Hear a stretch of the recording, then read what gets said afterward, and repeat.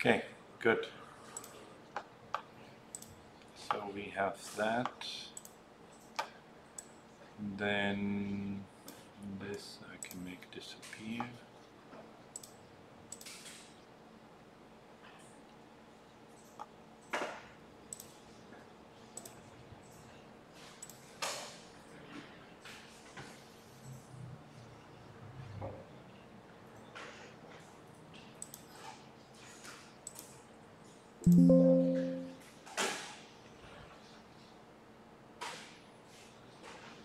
What does it ask me now? Something. Benson. What is this?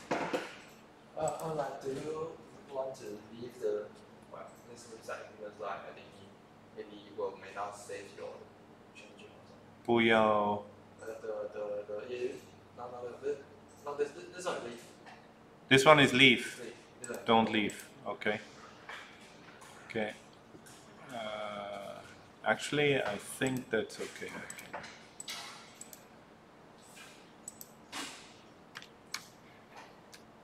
And we have this and share.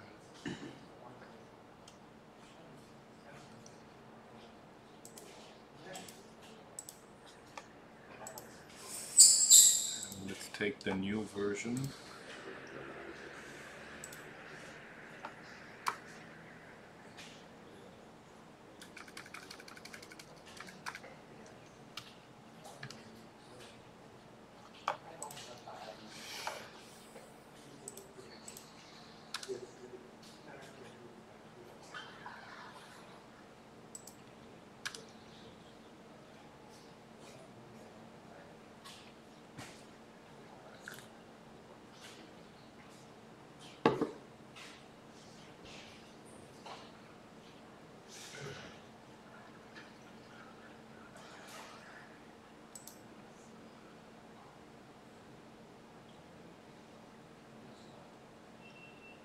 So let's boot up our model.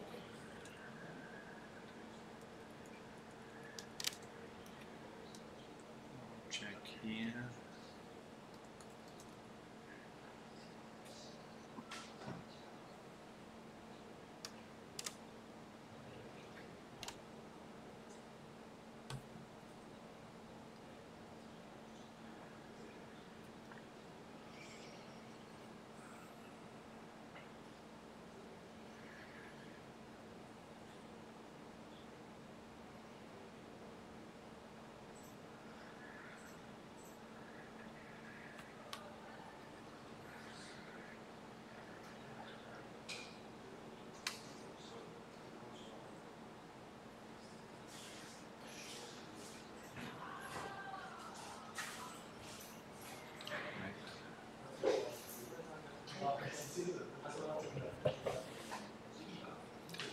Tony, which robot are you using for your assignment?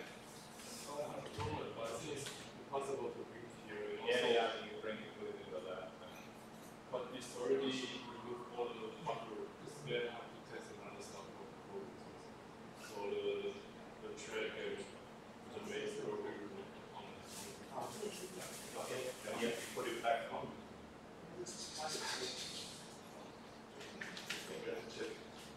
Yeah. Maybe you can put it on Ingram's robot instead. Mount it on there.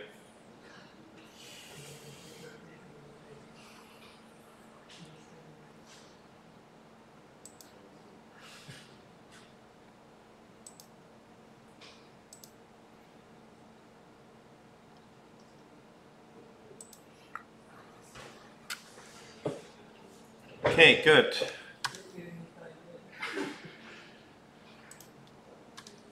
So here's some utility functions for dealing with homogeneous transformation matrices. And then we can start plotting our robot. Now we have a simple design with 3 degrees of freedom in the left leg, the ankle, the calf, and the thigh and the right leg, and then 1 degree of freedom for the torso. Depending on which leg is on the ground, that determines the angle of the torso there. And we decided a couple of masses for the robot so that we can also look at a stability criteria.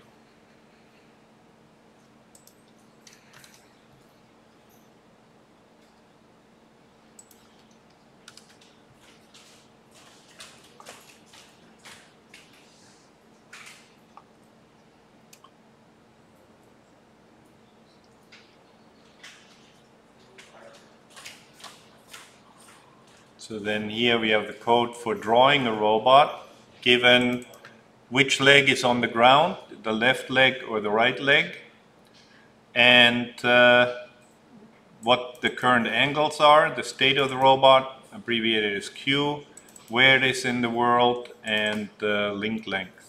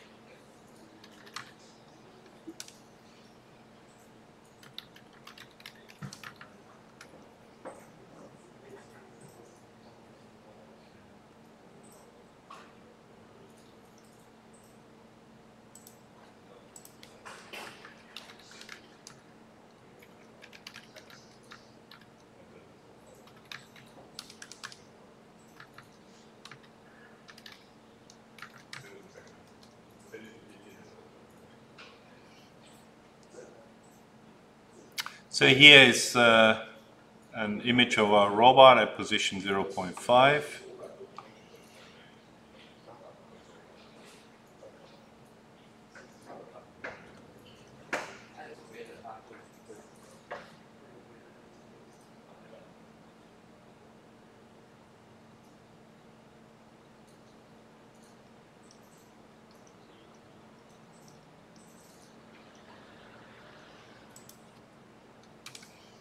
So central pattern generators are what Eike Eisberg discussed in his TED Talk.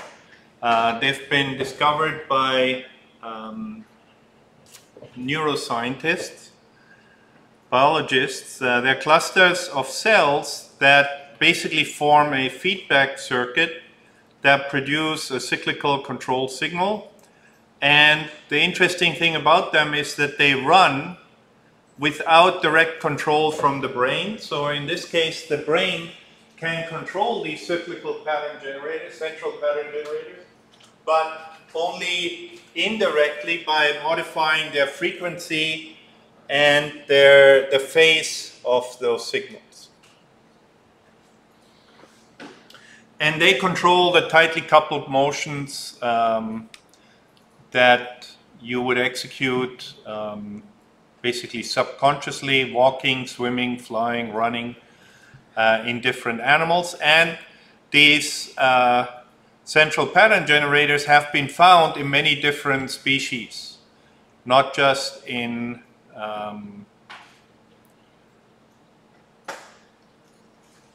humans or cats or salamanders. They've been found in many different vertebrates.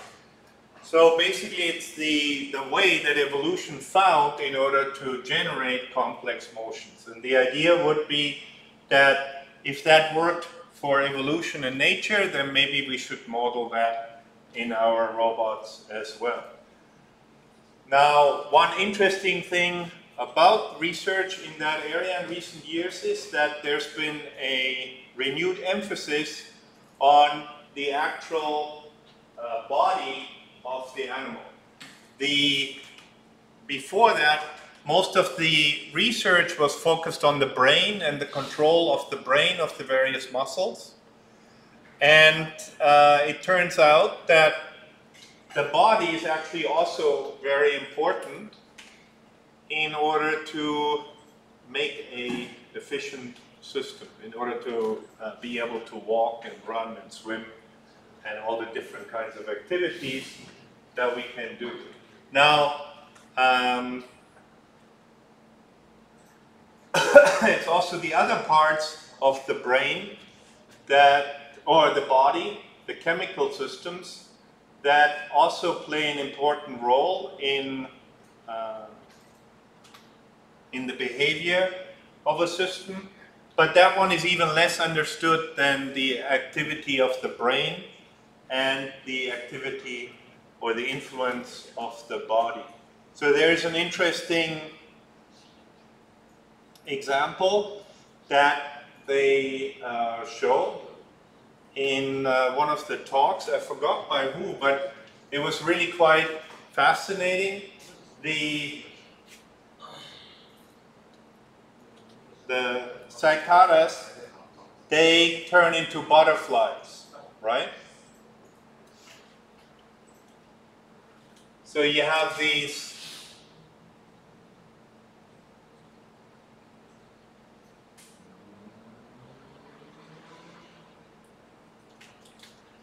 little tiny bugs, a little bit bigger than bugs, right? Then they go into ceades, and then they turn into butterflies.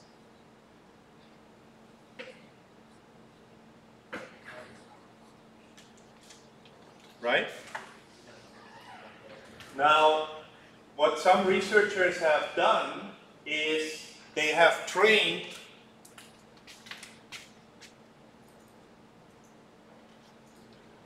the, what do they actually call them? Cicadas? They trained them to perform a particular task, like find the sweet sugar that they like to eat. So they trained the system, and then it went into ceades, and then it turned into a butterfly. The butterfly would remember what they trained the little bug, right? So you train the bug to detect blue or something, and then the butterfly remembers. Now the interesting thing about that is that during cicadas, the nervous system, the basically brain of this animal, gets completely destroyed. It's completely mixed up into chemical components, and then reconstructed to make the brain for the butterfly. But somehow information can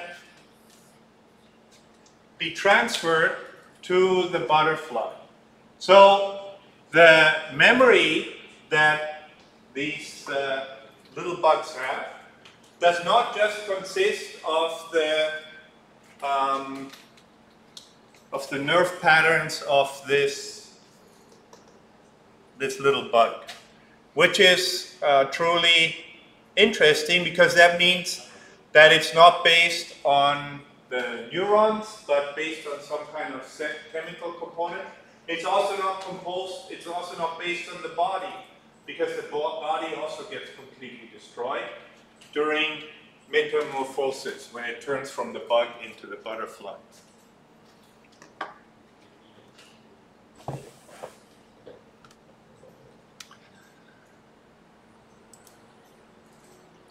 So now here we implement a control class for central pattern generators, where we can initialize it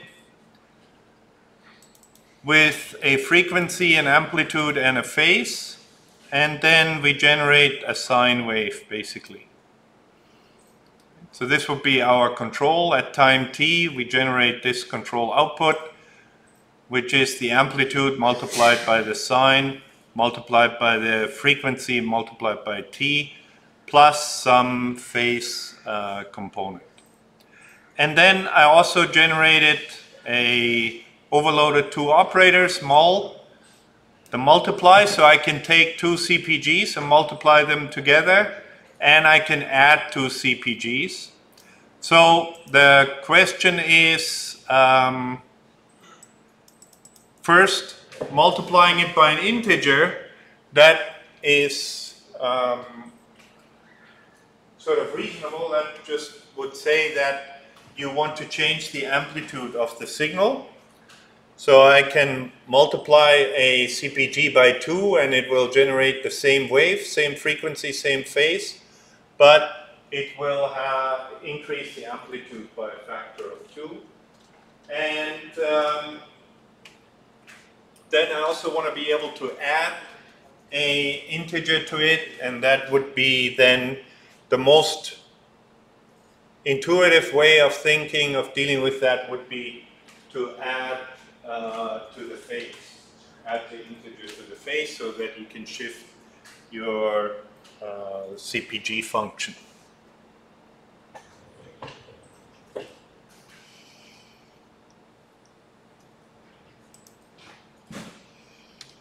So here I generate a couple of CPGs. Frequency 1, amplitude 1, no phase shift. Frequency 1, amplitude 12, no phase shift.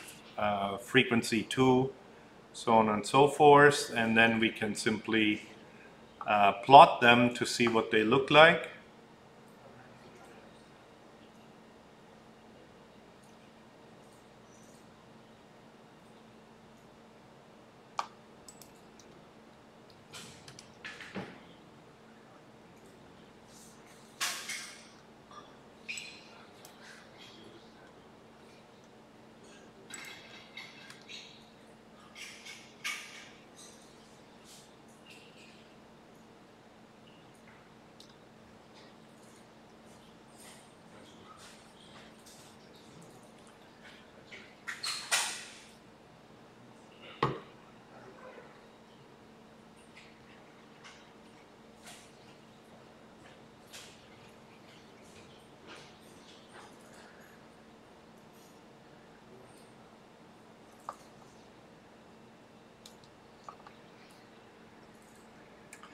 And one interesting thing about that code is I actually have two versions here.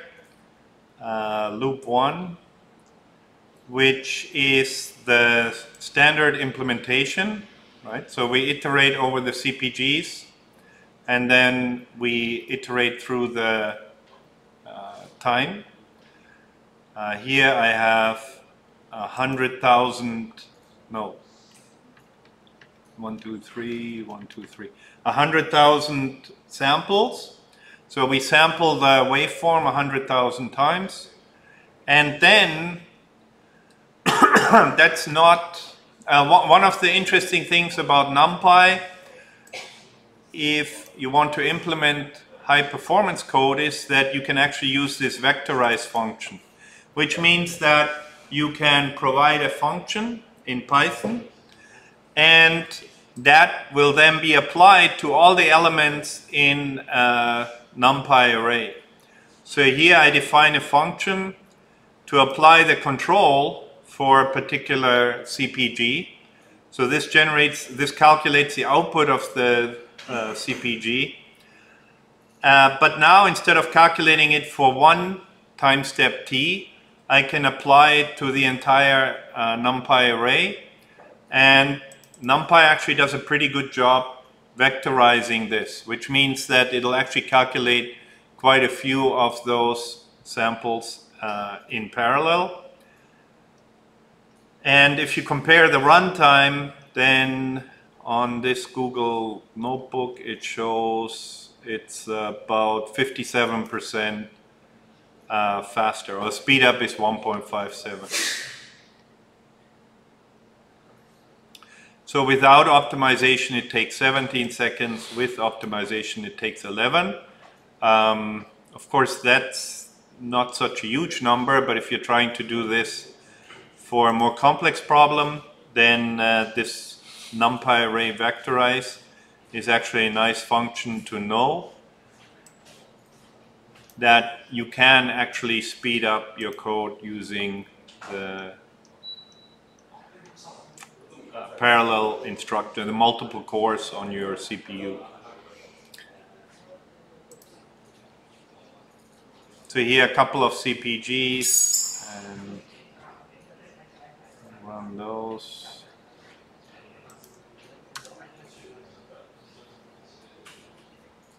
And then this is the output that we would get for the different CPGs. Now, why would we use the sine wave function?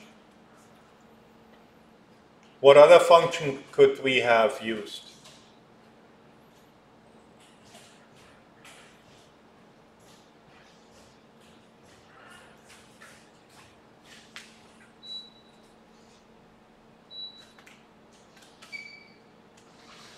I mean, I didn't pick sine just because I wanted it to make it more complex or anything like that. It does have a couple of nice properties.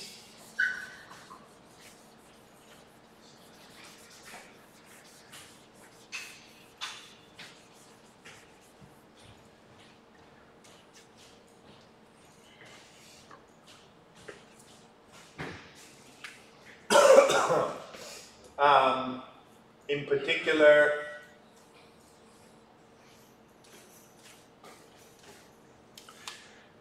it starts off slowly, then accelerates, and then it starts to slow down when it reaches the desired target position. If we use that for the control of a joint, we would get a pretty smooth movement of the joint itself, which is advantageous. Another possibility would be to just use a linear approximation. I could also have a CPG that works like that. Right? That would also work, but I mean that would also generate a cyclical pattern. But here you would have a big jerk at these points, because your acceleration your velocity would change from +1 to -1 instantaneously. So there will be no smooth switch over from one to the other. Also, to connect them would be more difficult. So I think sine waves are reasonable approximate or reasonable generating functions for these central pattern generators. They're also most of the other researchers are using sine waves in their research using central pattern generators. They are very popular for sure.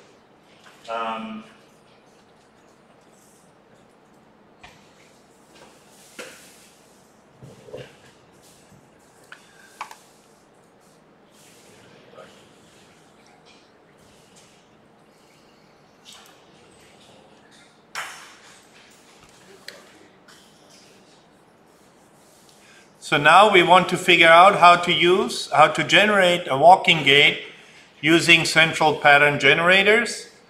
So first, let's have a look at the support leg. As we're walking, Rifty, you can stand up please and just walk here. If you walk, then what movement does your support leg actually do?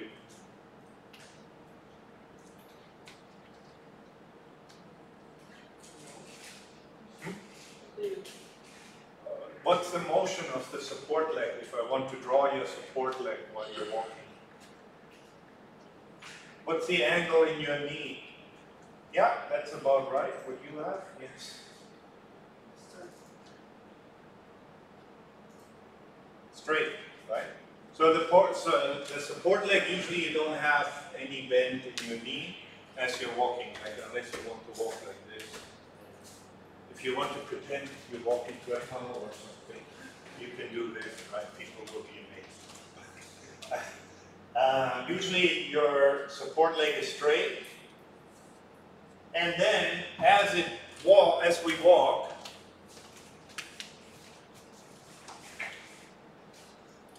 here's our foot. During one step, it rotates around that foot, that ankle point, right? So we want to design a central pattern generator that generates this motion for our leg. And there's different ways to do it, but we can say that we can start it by saying that initially we start at this location 0 degrees, then I swing forward, then backwards, then forwards again. That would be one cycle. Right? Now, the support leg switch, which is why we walk, but when I look at the actual motion of the support leg, it basically swings from the back to forward, and then the support leg changes.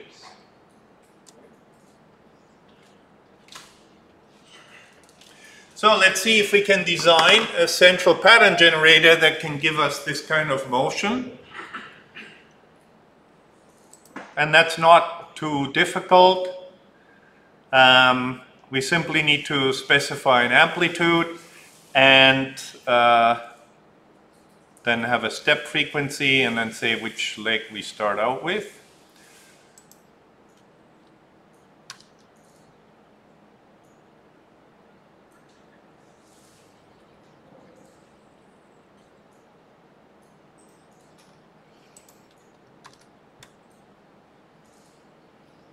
So then we get this. And now I just switch the support legs left and right. Every time, but the robot doesn't actually move yet. But later on, the legs are going to change. So what's unnatural about this particular motion?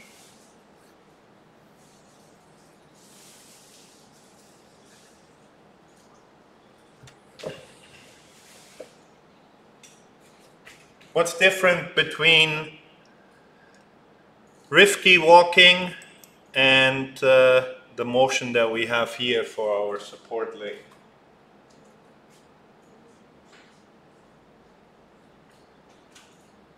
It's actually the torso, right? Because right now the whole torso rotates. So as I'm walking, if I do this, my upper body will constantly go like this, which is a bit silly.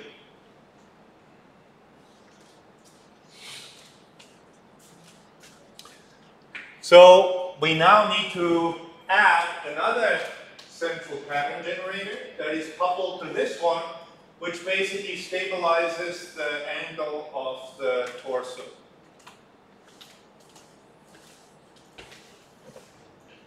If we want that.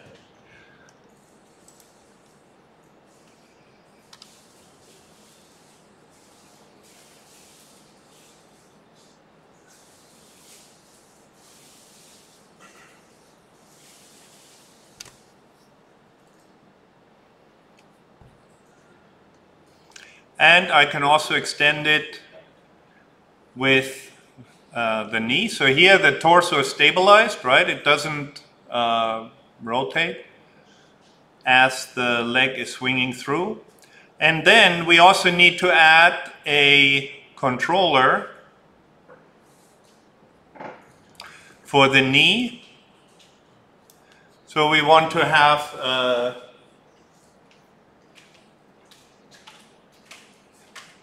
the knee joint in itself. If we're switching to, if we're in single support phase, then it's blocked, it's just 0, it doesn't change. If it's a support leg. If it's a swing leg, then we want to lift up the foot, which means we need to change our knee angle here. So as we walk, we bring it up and then forward.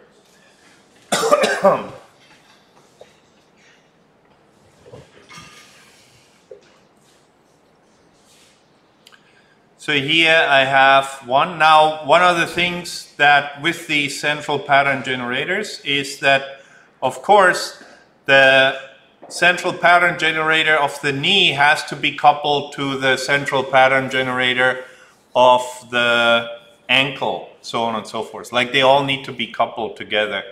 So that's why, for example, the CPG1, which is the ankle, I started out with the ankle for the left leg. Then I specify that the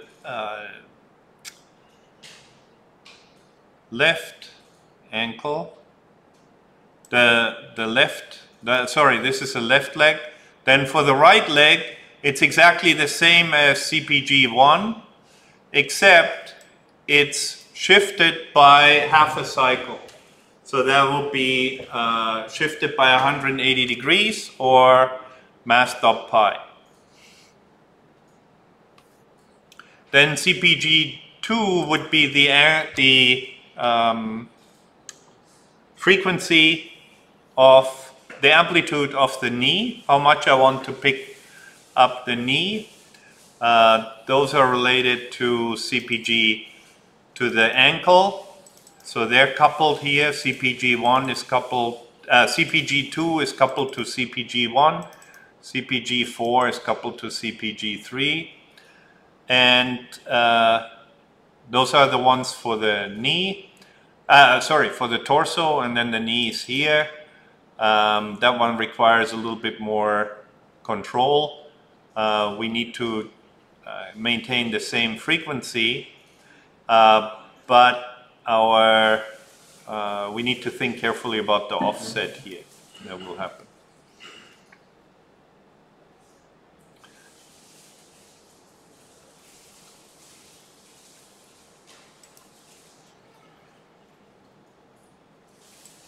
And here we just specify which one is the support leg in order to show how the body then moves, like which part is the fixed point that we rotate around.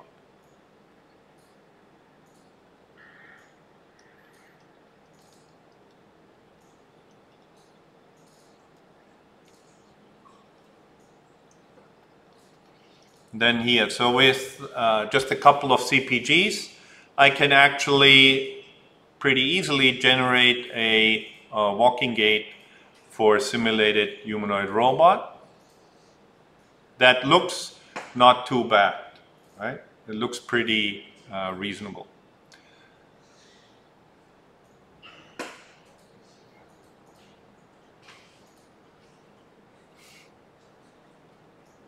And here are the various control signals for the CPGs. The yellow line here, the dark yellow line, that's our switch for the support leg. That says whether the right leg or the left leg is the one that carries the weight of the robot at the moment. And then I can play around with this, so I can change, for example, the amplitude of the right knee. So let's make that one 70 degrees and then see what it looks like.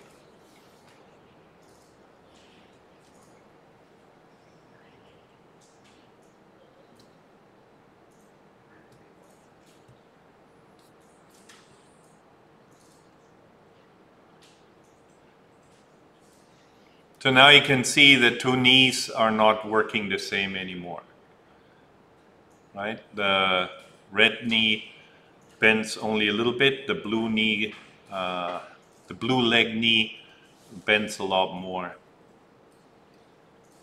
And let's go extreme. I can change the frequency.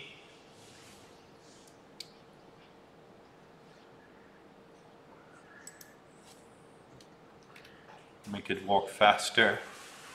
If I make it walk faster, then I'll plot it. I think the speed will, yeah, it should be.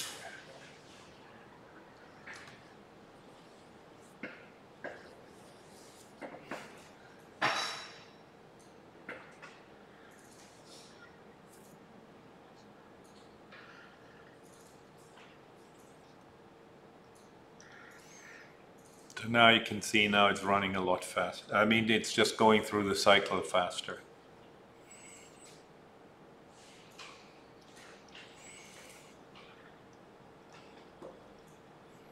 Now this is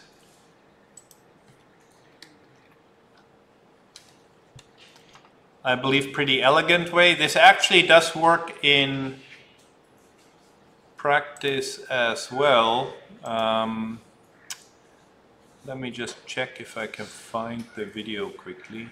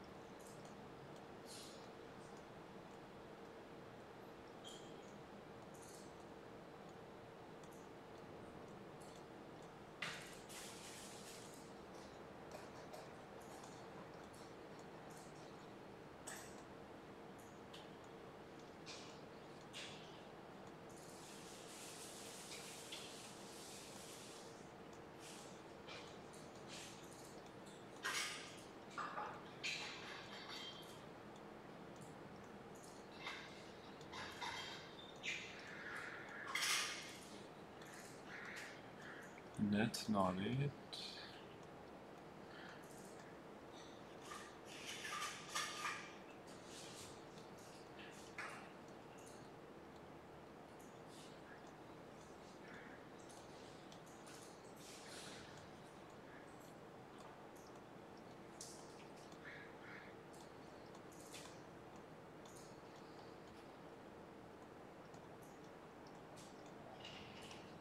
Here is actually a robot that we built last year in Germany.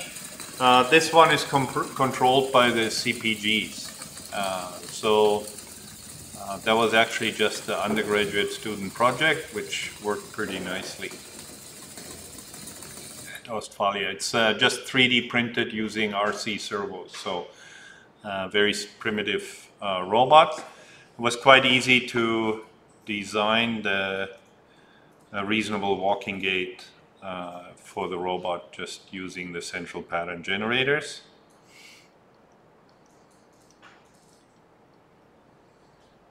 Now, what's missing, of course I can draw this and the robot seems to walk nicely, but the problem is we have no idea whether this would work with the real robot, right? And I don't know, when I look at it, I think, yeah, probably it would work if we can do that, if we have a frontal sway left to right, so that the different feet are have no weight on them, so we can lift it off, then it'll probably work. But we're not sure. So in order to improve that, or in order to get more to be more sure, in order to help us with our design of the walking gait, what we would really like would be some kind of stability criterion, right? Something that would tell me that, yes, I think that robot now, at least in simulation, is stable or not. So I need to know whether this particular walking gait actually allows the robot to walk or not.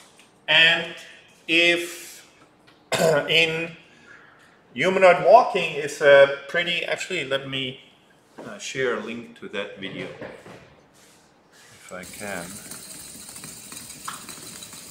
Copy link, okay.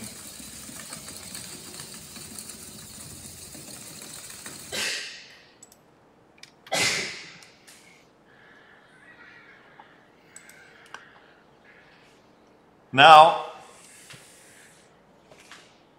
humanoid walking is actually very dynamic motion, which means that when we want to figure out whether the motion is stable or not, we need to take all the forces, the dynamics of the system into consideration. But calculating the dynamics is not that trivial if you haven't done it before, if you haven't done taken any courses on control theory. So we're going to simplify it, and we're just going to use the center of mass as the stability criterion, saying that as long as the center of mass is above the support leg, then the robot is stable. And if the center of mass is not above the support leg, then the robot motion is not stable. Now, that is true only for very slow motion, motions where we can ignore the dynamics. So if the robot is walking very slowly, if I move my legs like this, then the center of mass is actually a good stability criterion. But when I'm walking quickly, then it is not so useful. However, then we can use the center of pressure and the zero moment point in order to replace our stability criteria. And then we can have a look at how that changes things. But after you have your control, you want to check if it is stable or not. And before we do that, actually, let's see if we can try and implement a linear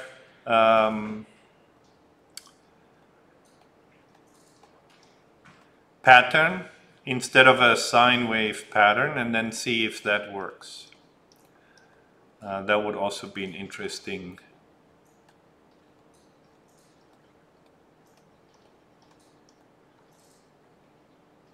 and see if how it looks different.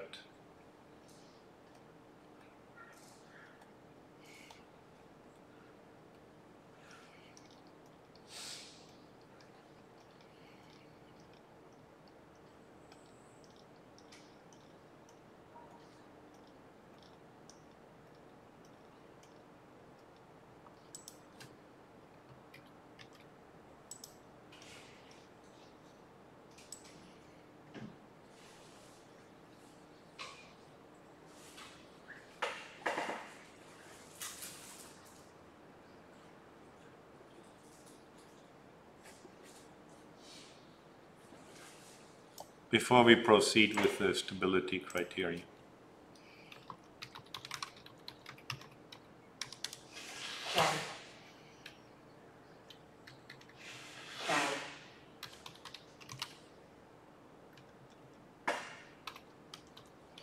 So I can subclass CPG. I want to keep the same parameters. So I think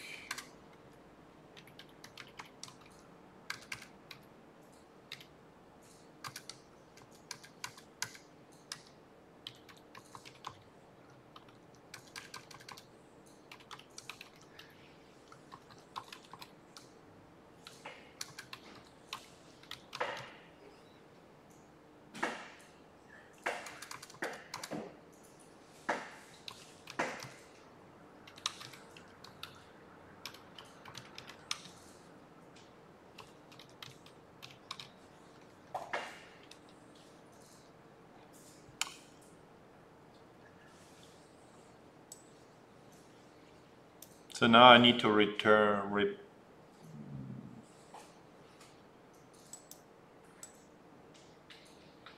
now I need to replace this expression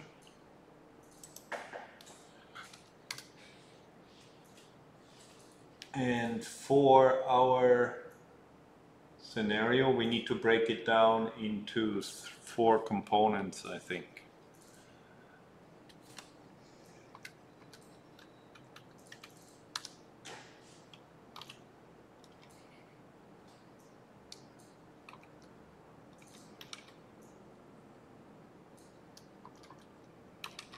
So if t is between 0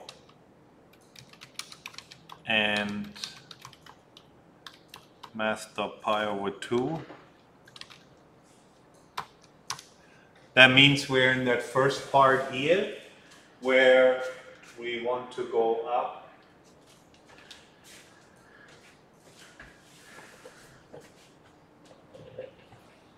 So that should be, and you should try and do this modification by yourself too.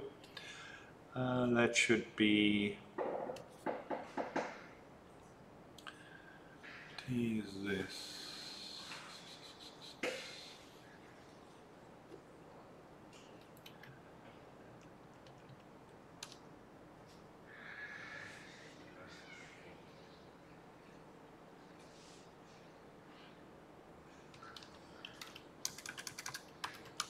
So first I need to calculate where we are within the pattern.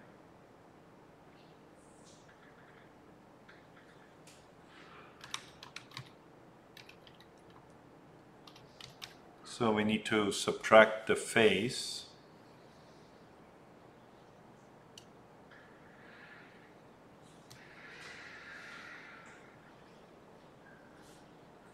And the frequency too.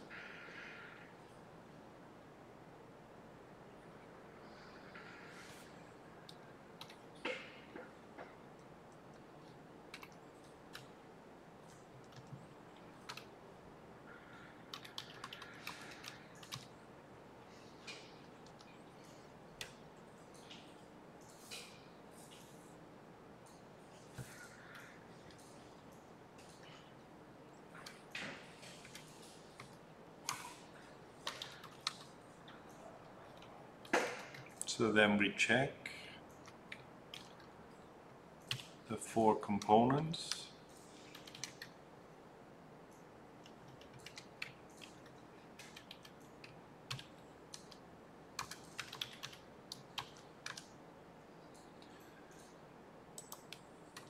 So if we're in the first 90 degrees, then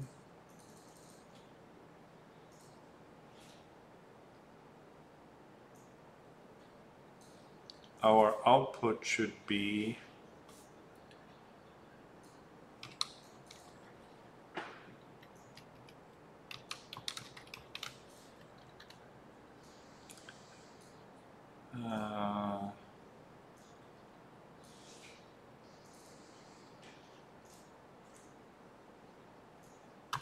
T pi.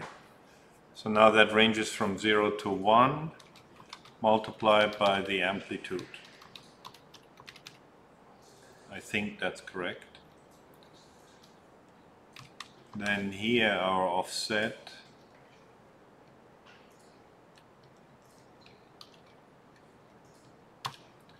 would be amplitude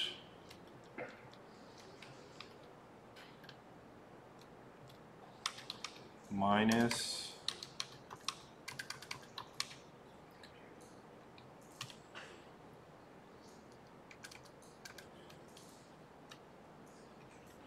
and this would be math.pi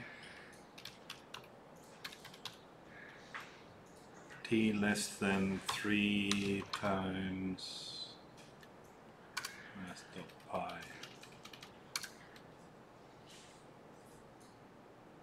Divided by 2. Yeah.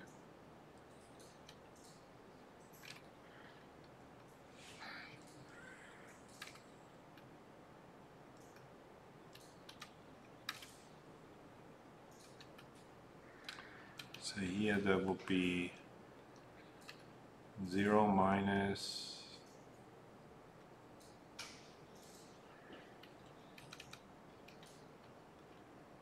TT.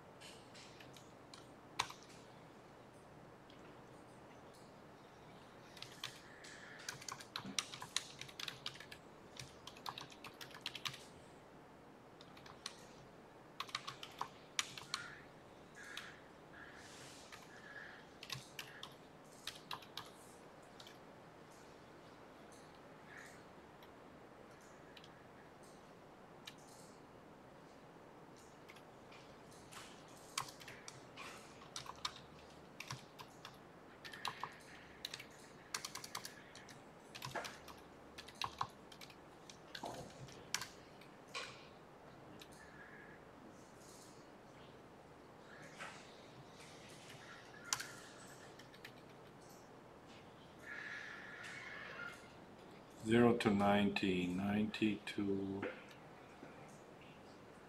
180.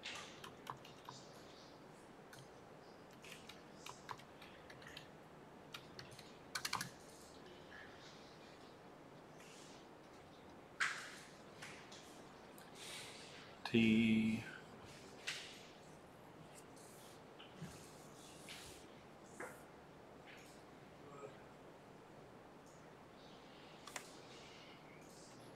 I'll end up with this.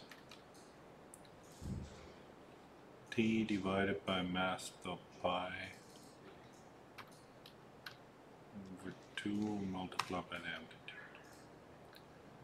Tt minus over 2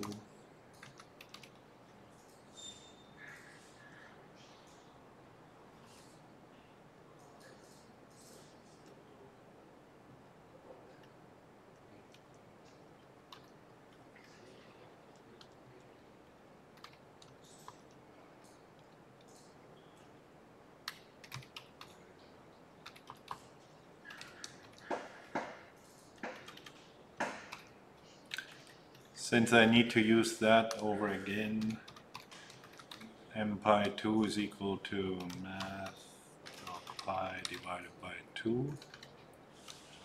So then we have here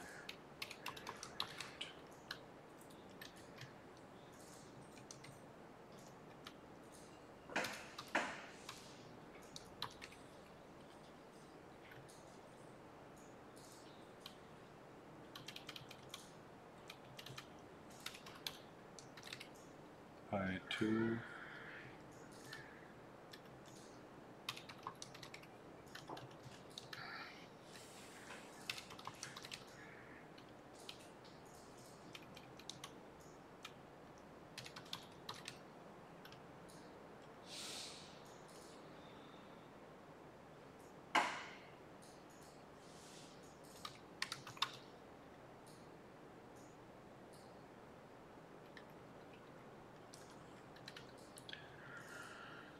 So here's t going up to amplitude, then some amplitude minus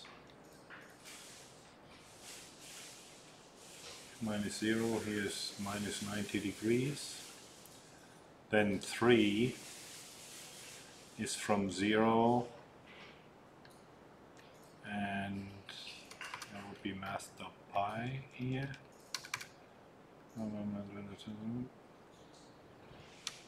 And here we have x is equal to negative self dot amplitude minus tt minus 3 times pi 2 divided by m pi 2. So this should be our x. Now we need to return that, I think.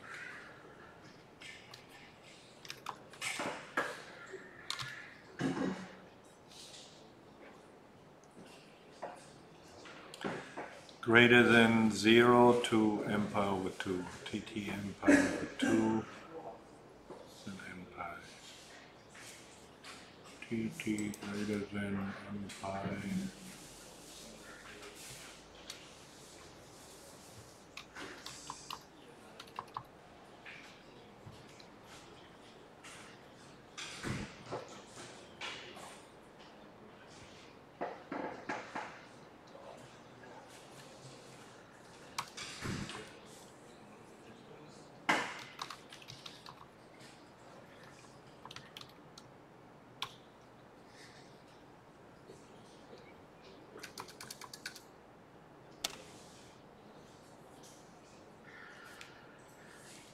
So then here this should be 1.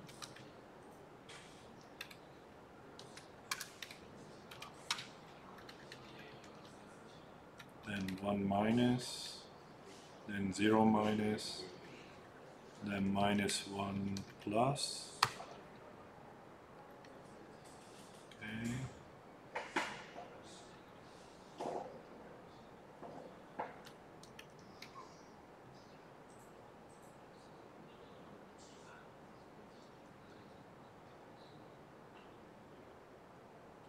Okay.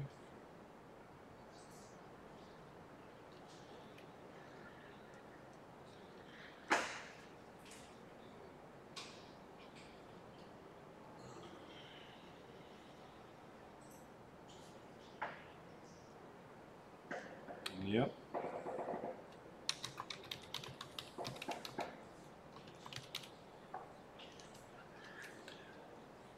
So let's see if that works.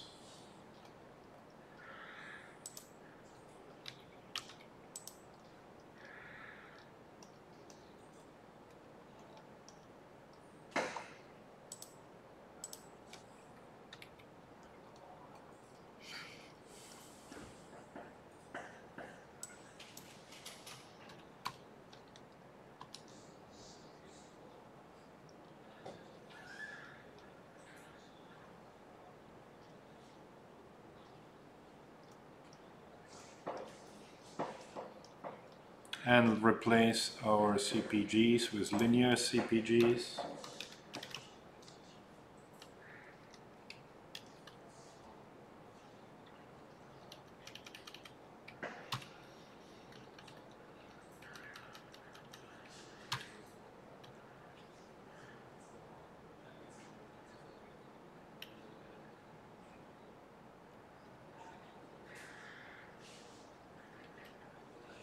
Okay.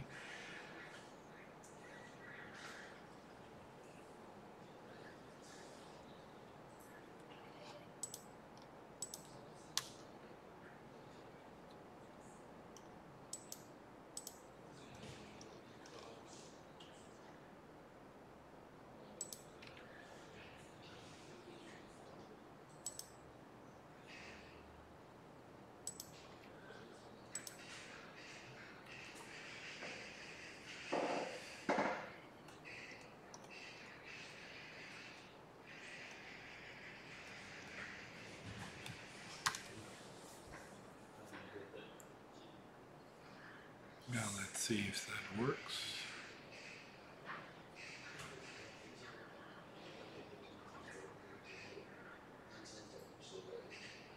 Not quite. Okay, now we have a little problem.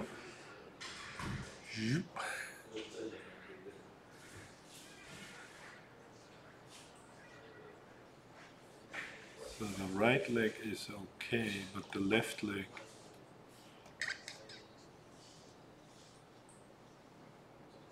That's because, yeah,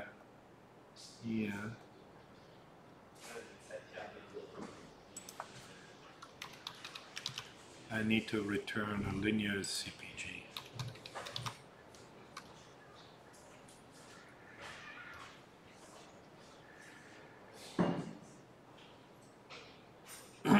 And of course you could mix your sine and linear CPGs as well. And the motion is still off.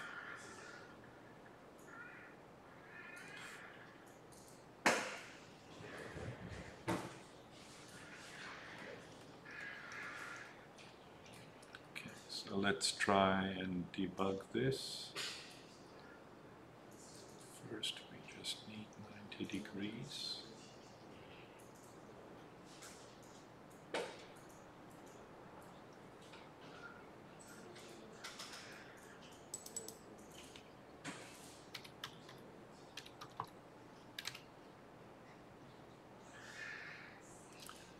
So we'll go from 0 to 90 degrees.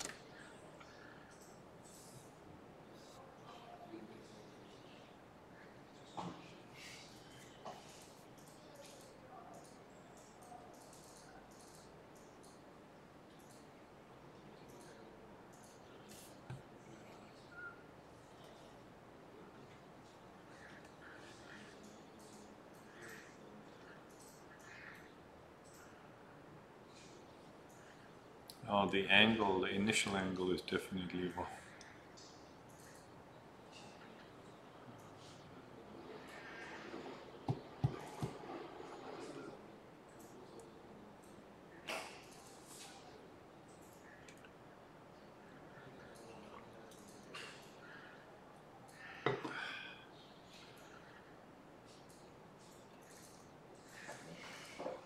So the phase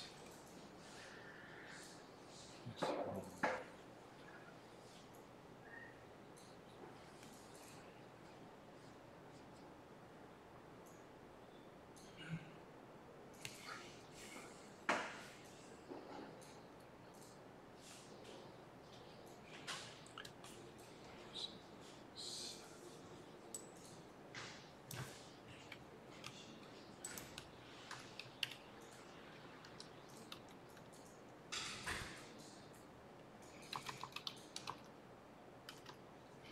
so let's check what TT actually is. And the ankle joint should start at 0. Which one is the ankle joint?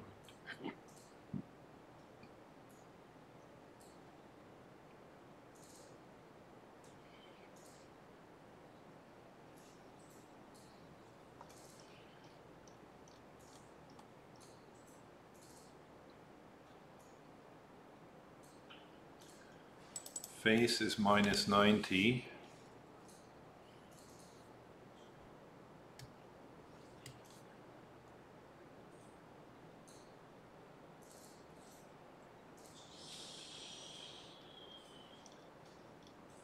So if I go -90 divided by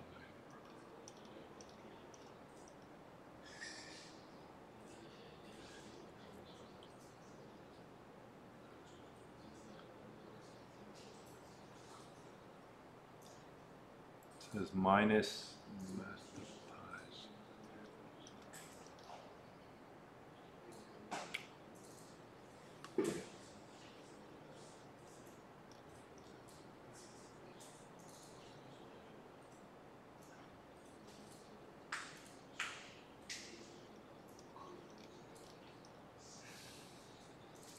So our phase is wrong here.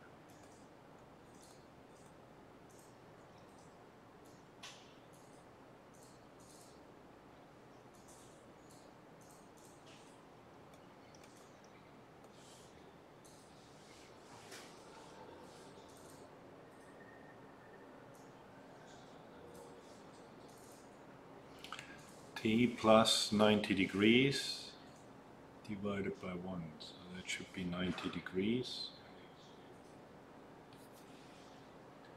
And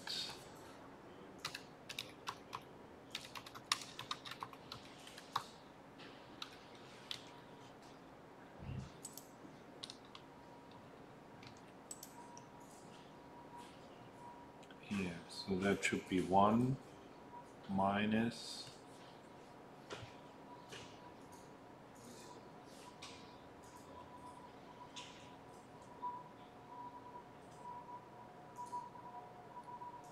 the range is pi over 2 .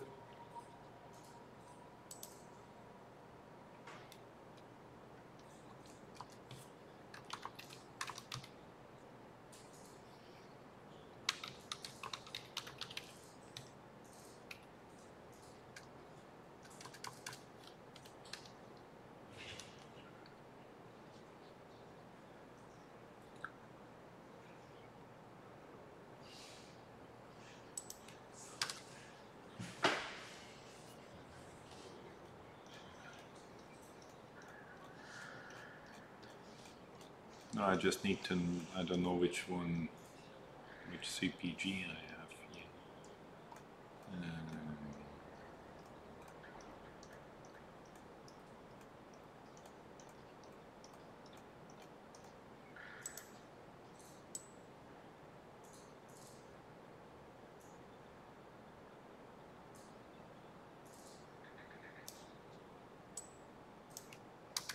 So this is not useful.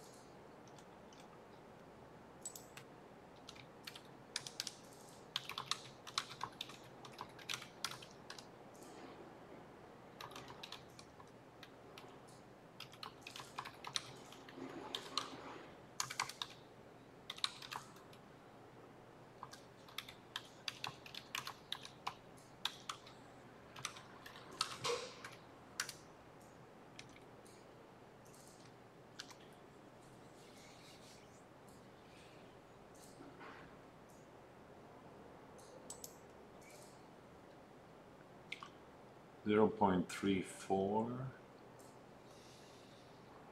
to 0.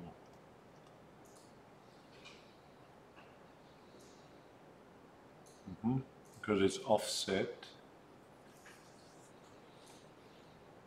Actually, I just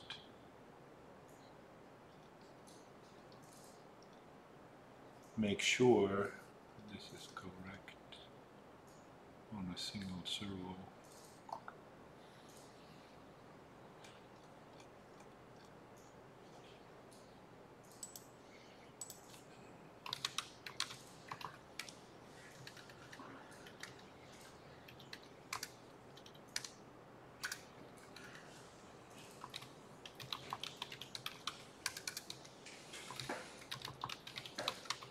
So let's append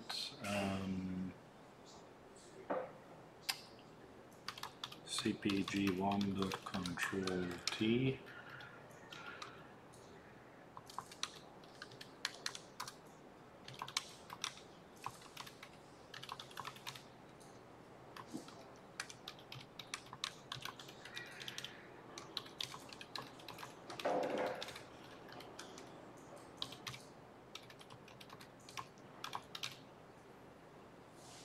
Time wise.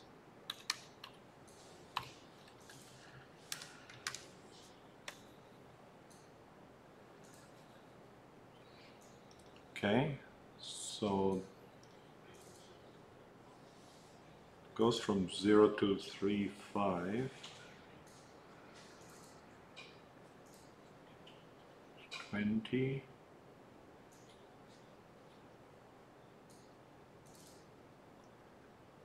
So let's run it for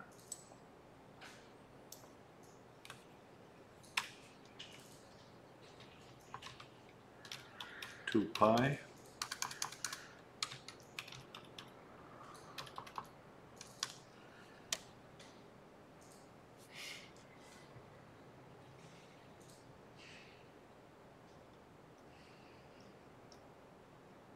That is not quite right.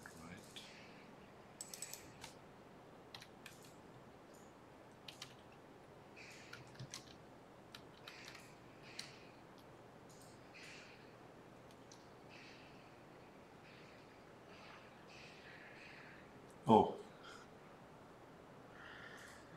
this is odd.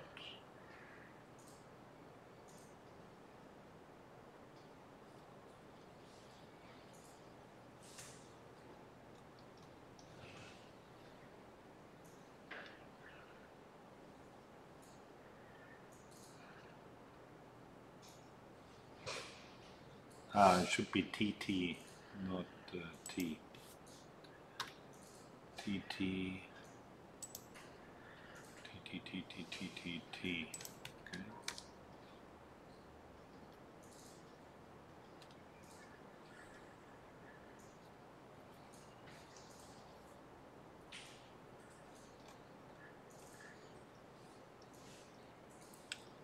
So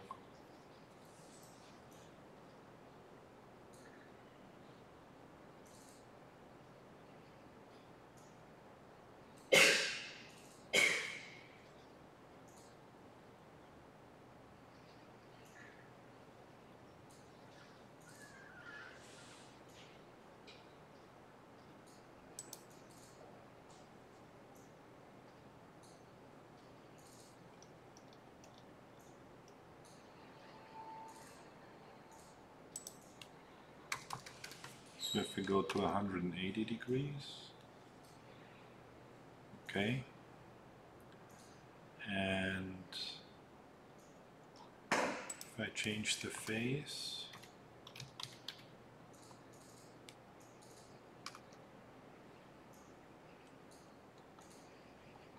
then it just keeps going down, not going up by 90 degrees, so it should start there. That's actually correct. And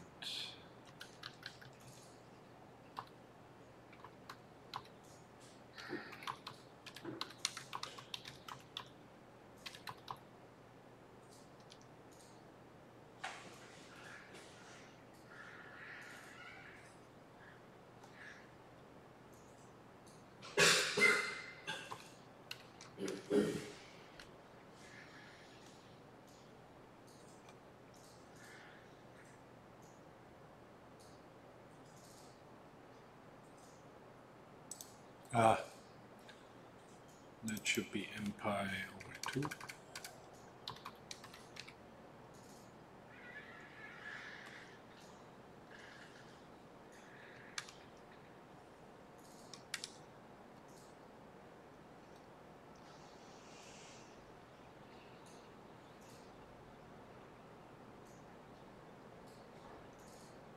Okay, so that 2 times math pi.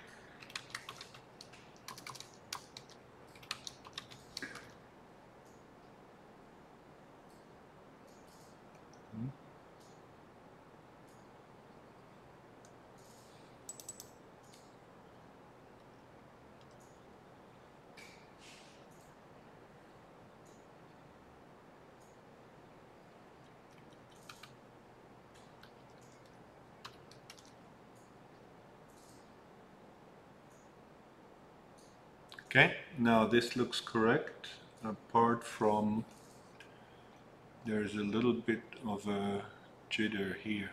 Why is that? That's TT. Why is m pi over 2?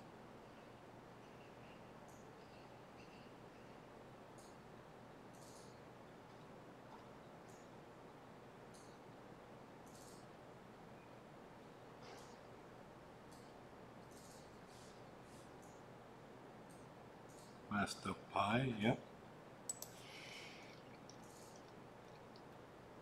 Okay, then let's see if I change the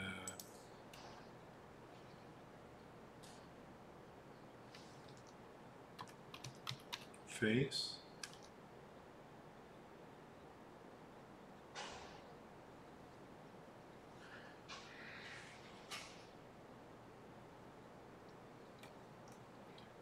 So that is wrong.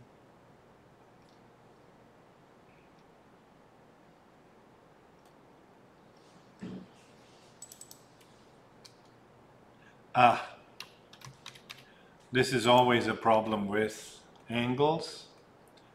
You really have to make sure that after you calculate them, that you normalize them.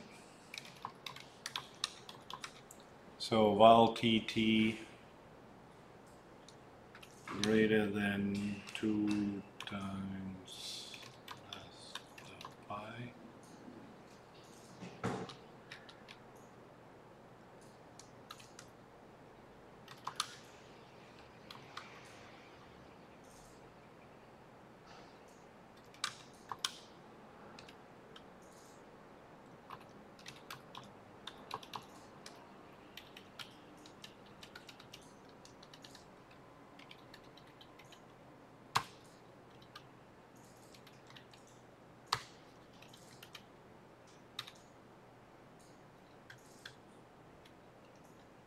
less than 0.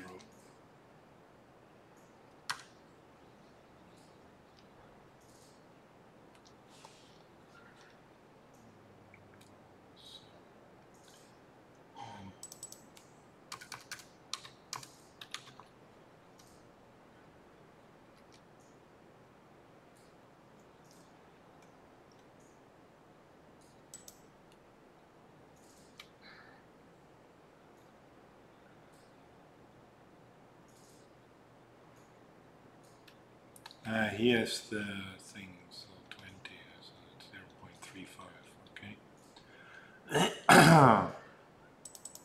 Let's try a different amplitude. 2.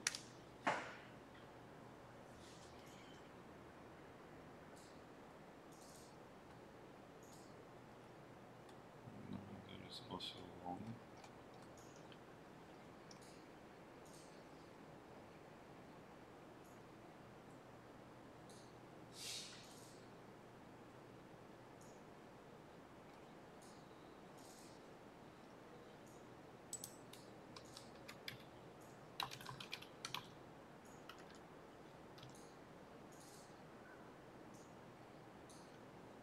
T is divided by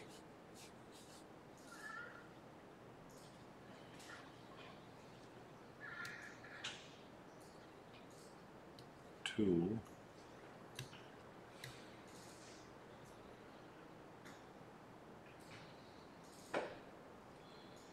Ah,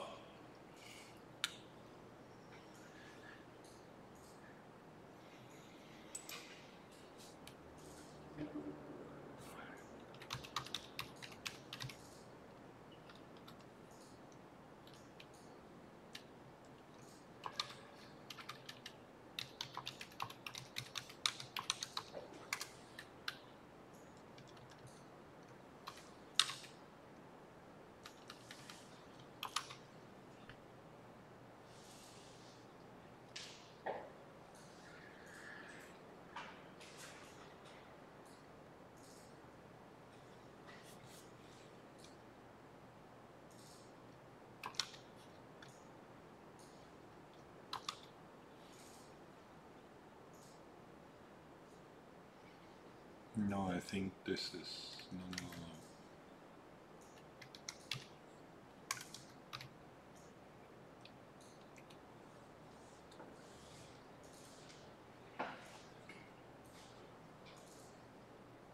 So if TT is divided by omega, I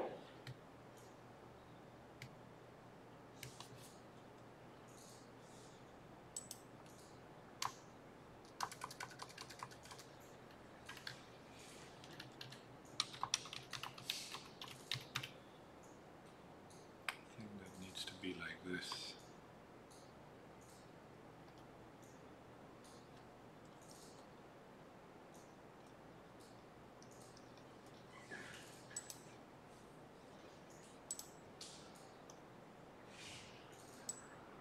So here we have 0 to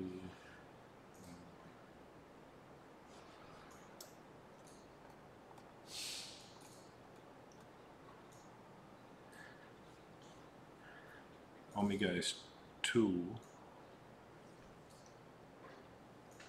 but it's actually,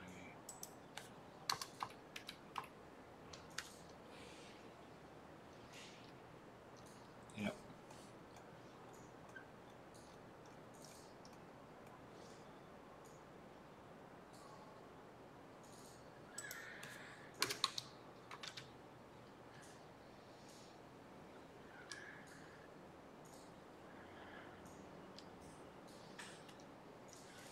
Now it's 1/2, yeah.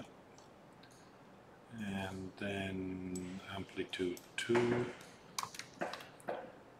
and phase.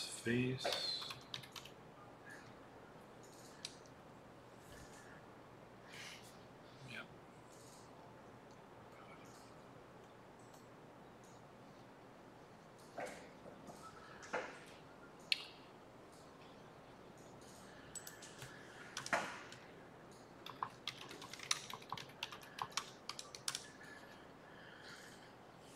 So in that case, you can see that sometimes Matplotlib also helps you quite a bit in the debugging part.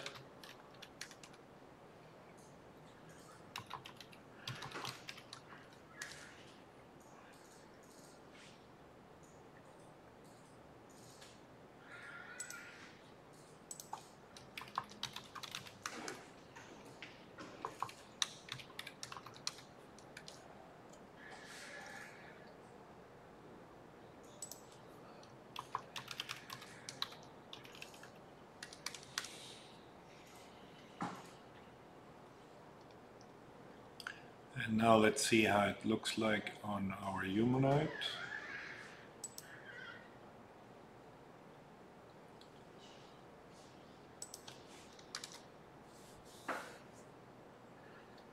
Too many print statements.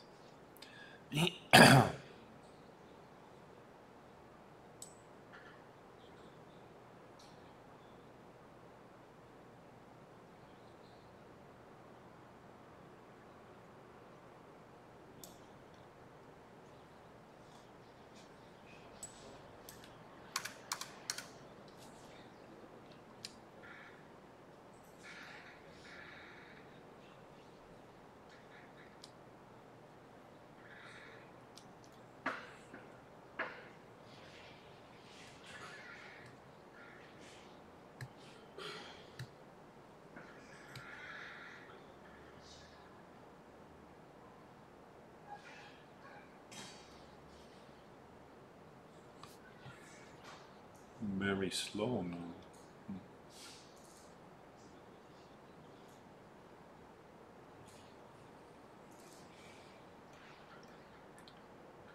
Okay, that was the time. And here we set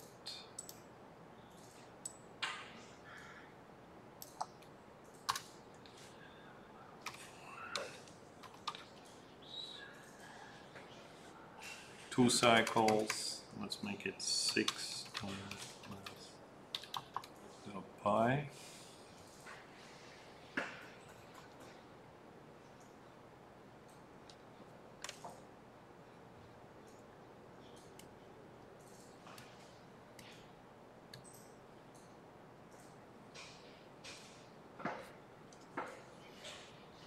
Okay, so that looks a lot closer to what we had before, except my robot now walks backwards.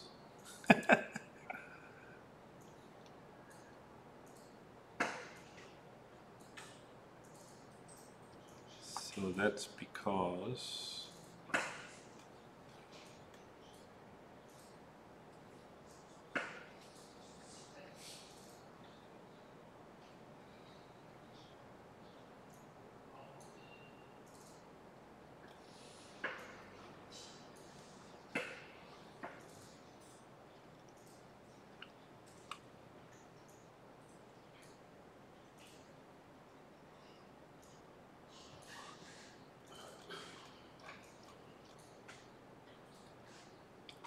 let's see.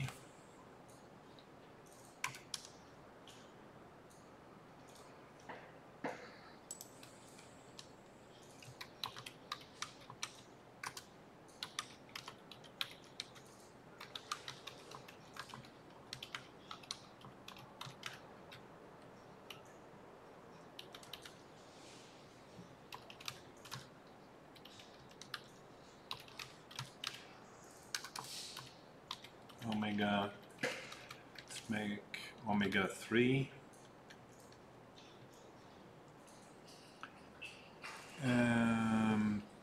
Amplitude and phase.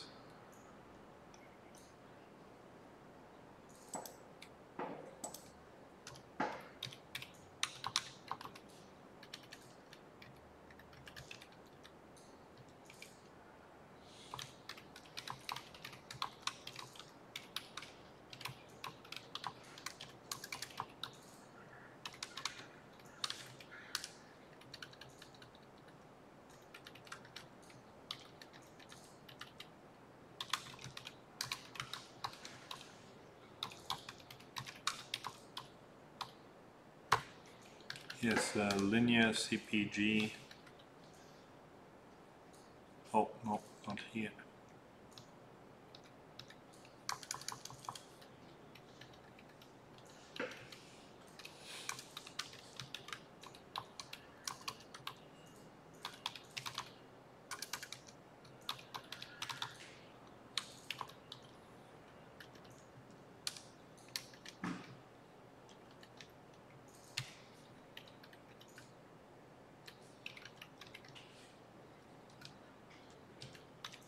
Signed CPG, and then let's compare those two. I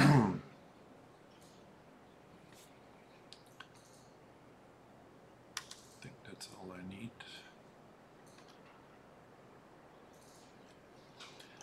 Yeah, they're just offset. So the linear is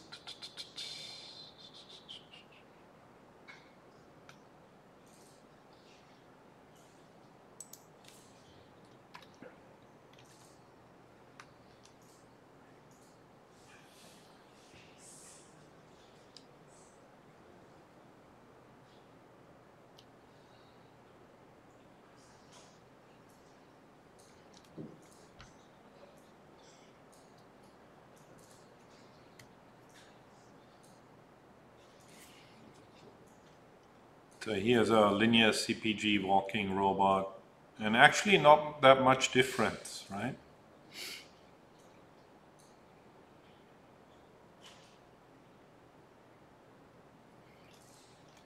And just for fun, we can make the one knee rotate a lot more. So 70, let's make that 140.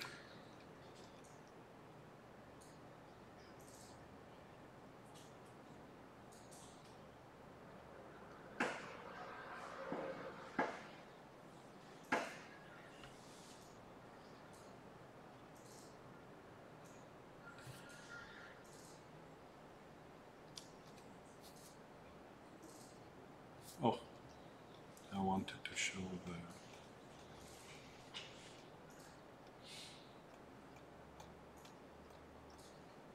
video. So you can see now the blue knee swings a lot more, whereas the red one is rather gentle. And now we can calculate the center of mass, and we can add that as an additional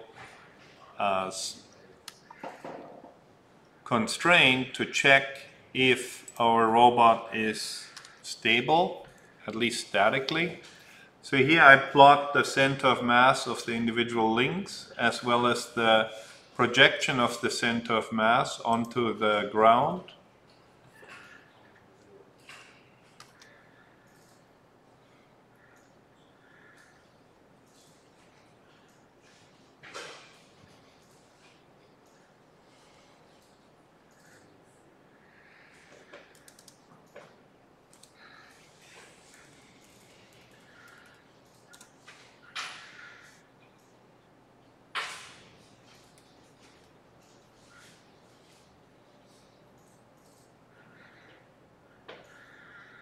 So we have,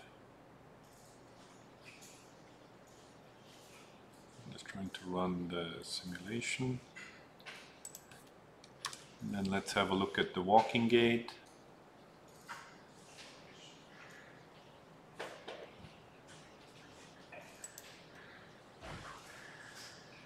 And now you can see how it switches over when the green line, the dashed line, is the center of mass.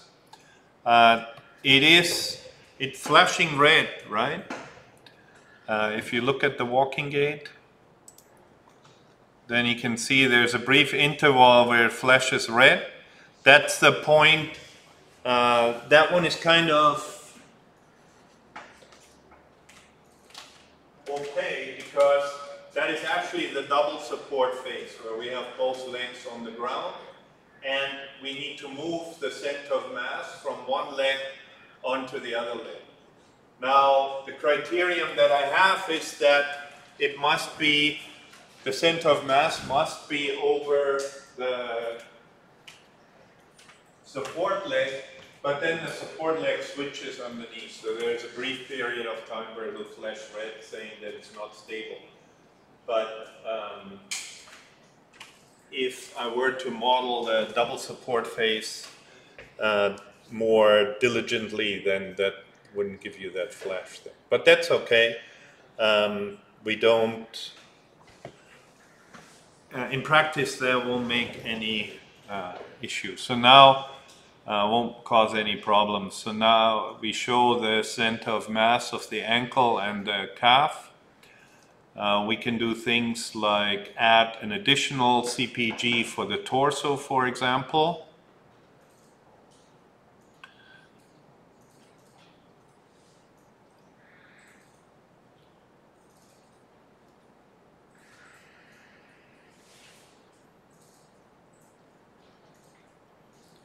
So do I add this?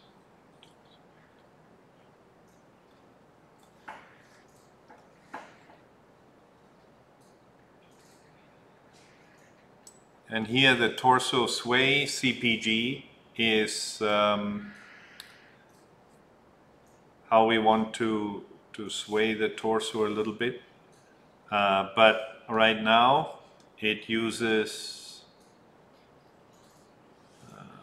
10 degrees, so it doesn't really sway though.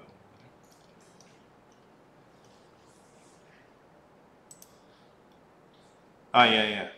So now I implemented, you can see the torso is now moving backwards and forwards, which is not something that you usually would like in your walking gait. but just for fun we can set that up. I can also make the robot lean forward further to see what happens to the center of mass at that point. So I can specify the torso angle, make it minus 30 degrees.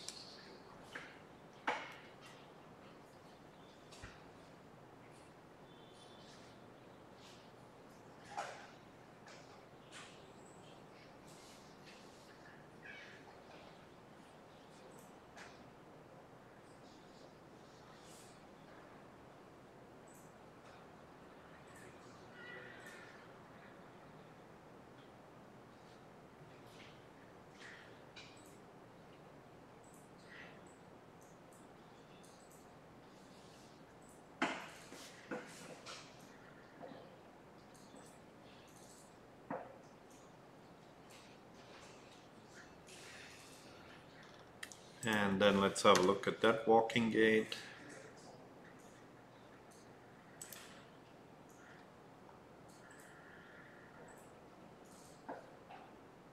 Now you can see that it actually is a lot more red because the torso is leaning forward further. I can also change the center of mass, the mass of the torso, then that will be even more, you'll see it even more. And what else can we do?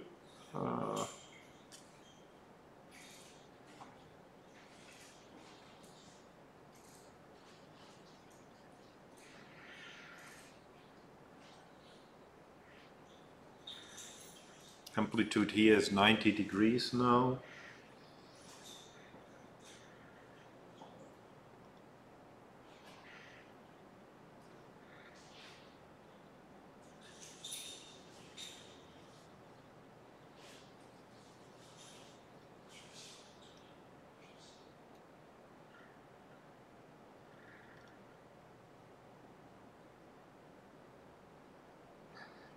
Maybe we should make the torso heavier. I could do that. Or I can make the stride length. If I now want to increase the stride length of the robot, then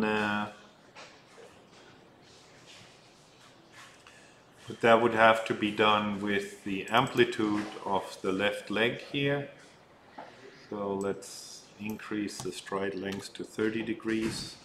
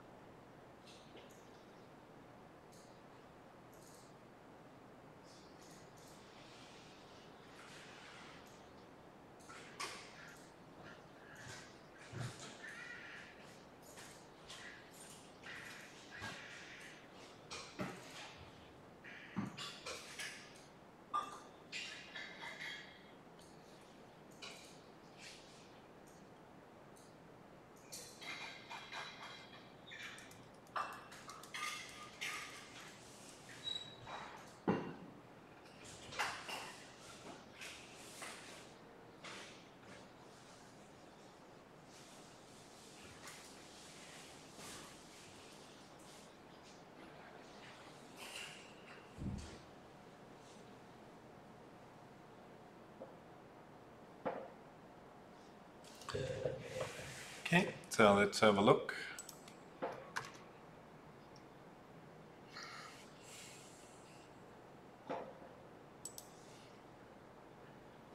So now the robot is much more unstable, right? You can see much more red periods, takes much bigger steps.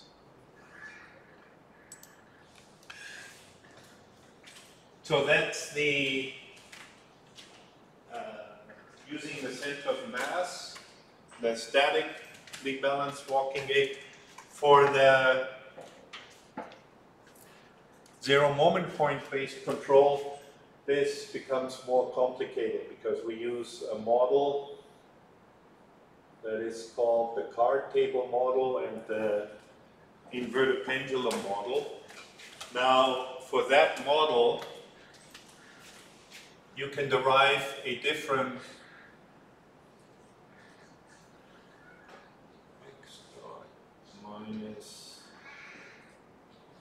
mg sine alpha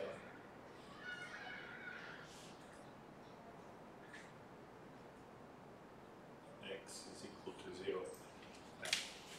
Yeah. You can derive a different equation in order to get the center of pressure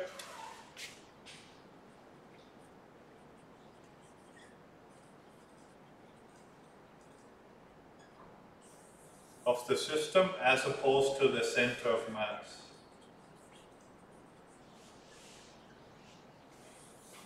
So the center of mass is not a good balancing criteria, not a good stability criteria if your humanoid robot is walking quickly, right? If the motions are dynamic, then that particular model does not work very well. So you have to use a slightly more advanced stability criterion, and then based on that stability criterion, we can, that should be the center of pressure. Based on that stability criteria, then you can develop different algorithms for controlling. The center of pressure is related to the zero moment point, which is the point not where all the moments add up to 0, but where all the pressure points add up to 0 around the foot for the humanoid robot. And that gives you then the advantage of being able to do more dynamic motions. Now, the big difference here is that these will lead to a dynamic walking gait, a dynamically stable walking gait. And here you have a statically stable walking gait.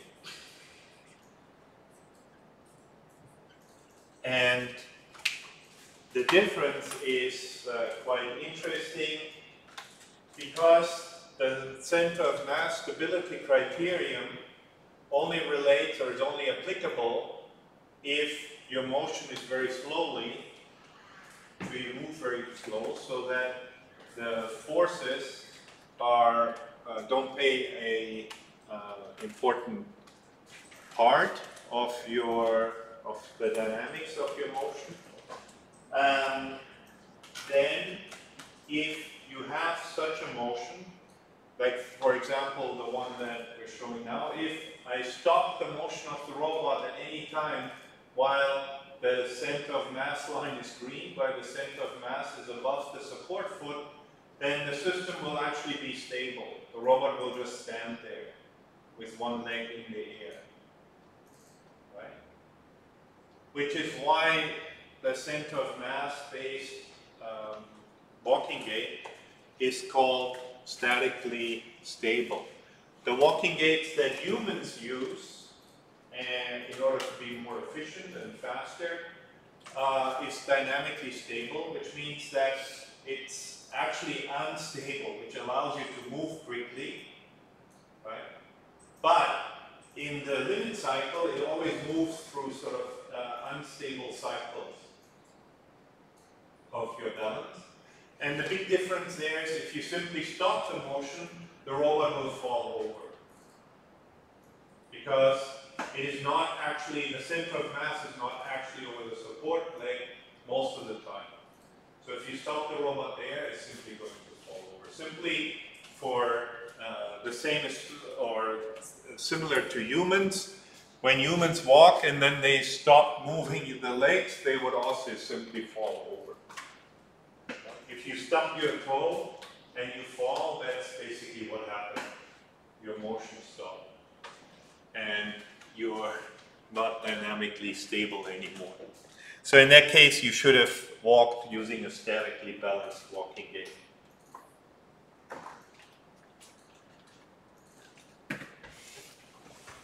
Oh, here we're actually pretty fast.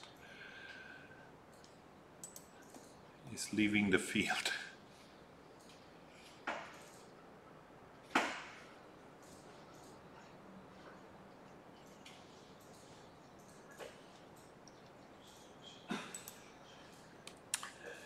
Okay, good. So that's it for our class today.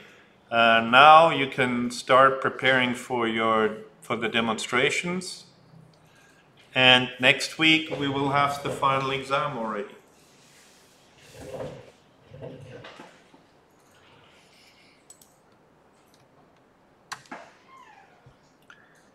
How do I do this? I'll do it later.